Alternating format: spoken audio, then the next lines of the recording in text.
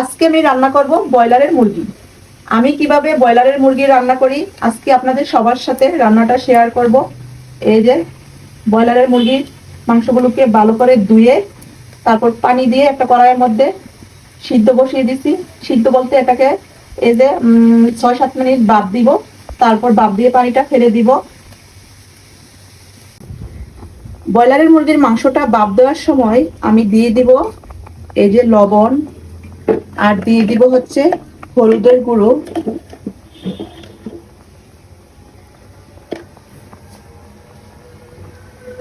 তারপর এটাকে ভালো করে নেড়ে চেড়ে মিক্স করে নিব।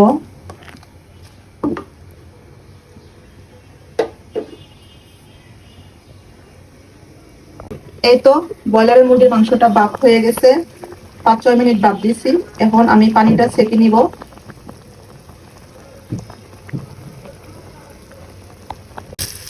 মুরগির মাংসগুলোকে আমি ভেজে নিব, তারপর দিয়ে দিব পেঁয়াজগুলো।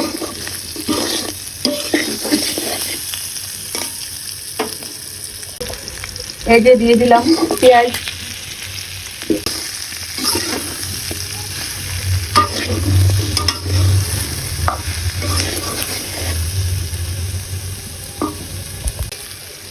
তেজপাতা, দারচিনি, এলাচ যা যা লাগে সব কিছু দিয়ে দিলাম।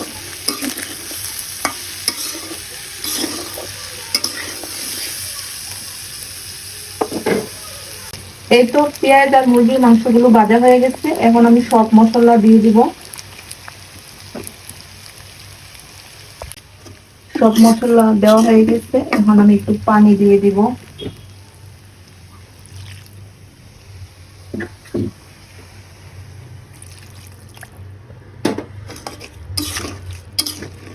মাংসটাকে এখন আমি ভালো করে কষিয়ে নিব।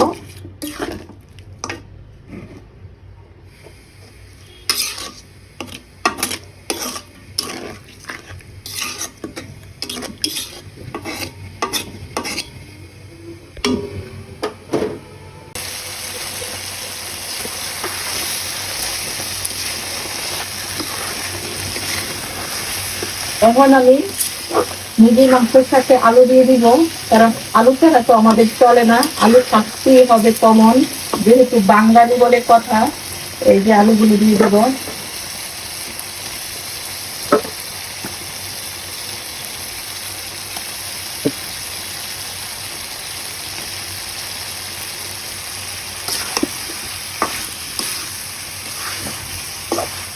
আলু আর মাংসগুলোকে একসাথে নেড়ে চেড়ে ভালোভাবে কষিয়ে নিয়ে কতক্ষণ, তারপর ঝুল দিবেন।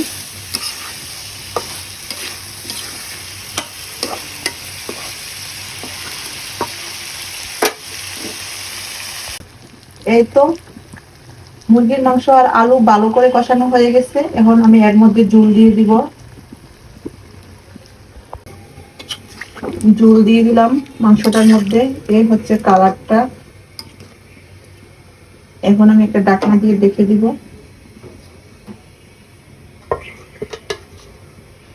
ব্রয়লার মুরগি রান্নাটা হয়ে গেছে। এই যে এই হচ্ছে তরকারির আসল কালারটা। তো যারা যারা ব্রয়লার মুরগি খেতে পছন্দ করেন না, এইভাবে রান্না করে খেয়ে দেখবেন কেমন লাগে, অবশ্যই মজা লাগবে। এভাবে রান্না করে খাবেন।